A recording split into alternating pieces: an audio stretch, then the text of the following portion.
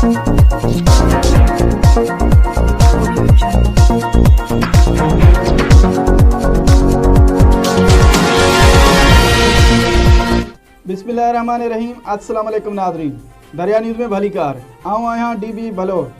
नाज़रीन, सब खां पहिरियां हिकु नज़र हेडलाइंस ते।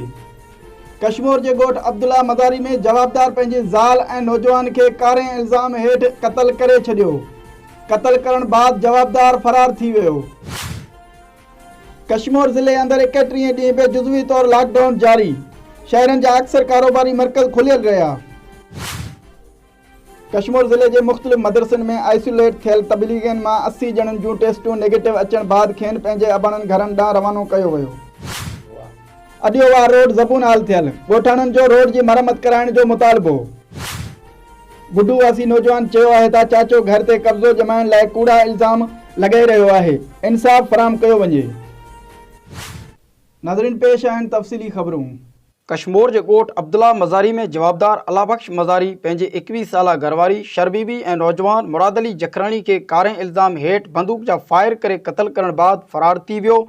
इतला ते पुलिस लाश खणाए कश्मीर इस्पताल पहुचाया, जितां पोस्टमार्टम कराइण बाद लाश वारसनि हवाले कया विया। पुलिस मूजिबि जवाबदार जी गिरफ़्तारी लाइ छापा हया पिया वञनि।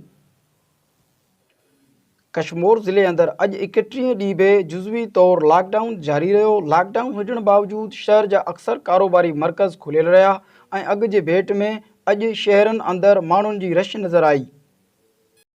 कश्मीर ज़िले जे मुख़्तलिफ़ मदरसनि में आइसोलेट करायल 80 तबलीगियुनि जूं टेस्टूं नेगेटिव अचण बाद खेनि पंहिंजे अबाणे घरनि ॾांहुं रवानो कयो वियो। तबलीगियुनि खे घरनि ॾांहुं रवानो करण खां अॻु डिप्टी कमिश्नर कश्मीर मुनवर अली मिटियाणी समूरनि तबलीगियुनि खे अजरक ऐं सिंधी टोपियुनि जा तोहफ़ा ॾिना। उन मौक़े ते तबलीगियुनि जे सरबराह मीडिया सां ॻाल्हाईंदे चयो त सिंधी सॼी दुनिया जे इंसाननि खां सुठा आहिनि। अल्हम्दुलिल्लाह इस इलाके ने हमारा बहुत खिदमत किया। हम इधर आए, वो हमारा खाने पीने का ख्याल रखा, हमारे और हमारे कपड़ों का भी ख्याल रखा, हमारे कपड़े भी धोए थे। अल्हम्दुलिल्लाह इस इलाके वाला सिंध वाला बहुत अच्छे लोग हैं और सारी दुनिया से ये लोग अच्छे हैं। अल्हम्दुलिल्लाह सिंध वाला जिंदाबाद।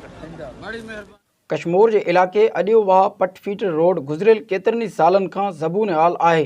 रोड ज़बून हाल हुजण करे ॻोठाणनि खे सख़्तु तकलीफ़ुनि जो मुंहुं ॾिसणो पइजी रहियो आहे। इलाइक़े वासियुनि मुतालबो कयो त रोड जी नए सिर तामीर कराई वञे। गुड्डू थर्मल पावर हाउस जे मुलाज़िम मुज़फ़र अली बुअर धाईंदे चयो आहे त संदसि चाचो फिदा हुसैन घर ते कब्ज़ो करे वेठल आहे ऐं घर जो कब्ज़ो ॼमाइण लाइ कूड़ा इल्ज़ाम मड़े रहियो आहे, जंहिंजी DSP कश्मीर इंक्वायरी पिणु कई, जेके इल्ज़ाम कूड़ा साबित थिया। हुन मुतालबो कयो त चाचे ख़िलाफ़ कार्रवाई करे घर जो कब्ज़ो ख़त्म करायो वञे। नाज़रीन, ही हुयो हिन वक़्त ताईं जूं ख़बरूं। वधीक ख़बरुनि ऐं तज़ियनि लाइ ॾिसंदा रहो YouTube चैनल दरिया न्यूज़ ऐं दरिया न्यूज़ खे सब्सक्राइब करणु न विसारींदा।